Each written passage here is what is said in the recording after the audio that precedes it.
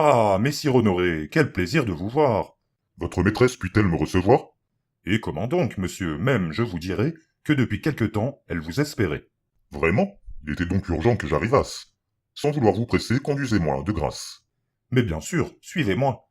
Toutefois, permettez que de ce lourd manteau j'aille vous délester.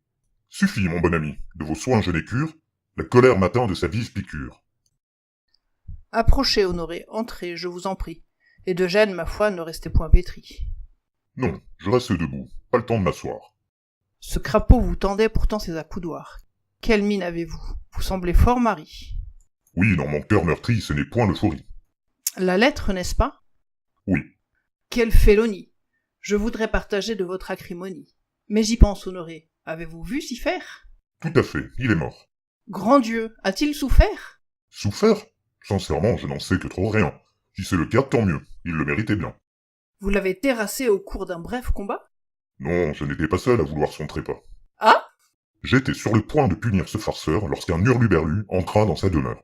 Passablement froissé, incontrôlable, bref. Il avait, semble-t-il, un sérieux grief contre son compagnon. Ceux-ci se connaissaient. Oui, mais dans ma querelle, il venait s'immiscer, alors que je tenais tout personnellement à embrocher s'y faire. Et l'autre? Également. Rien n'était suffisant pour nous départager. Nos vies, pareillement, il avait saccagées. Pour savoir qui de nous aurait cette bataille, il n'était qu'un moyen, un seul, la courte paille. Nous tirâmes au sort, la guigne m'acheva.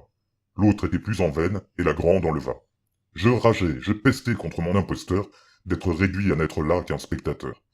Mais la chance en avait décidé autrement, et le duel pouvait commencer maintenant. Ainsi, je regardais résigner tous leurs gestes. Alors, vous regardiez? Vous connaissez le reste. Les attaques fusées et siffèrent pêle-mêle bondissaient de partout comme une sauterelle. Et hop, un bond à gauche. Et hop, un bond à droite.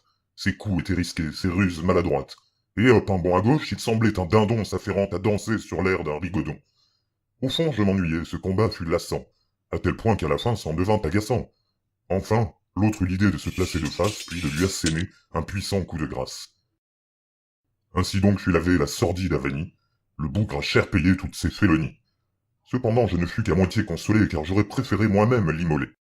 Pourtant, je ne parviens à croire qu'il soit mort. Pour preuve, regardez, on nous porte son corps.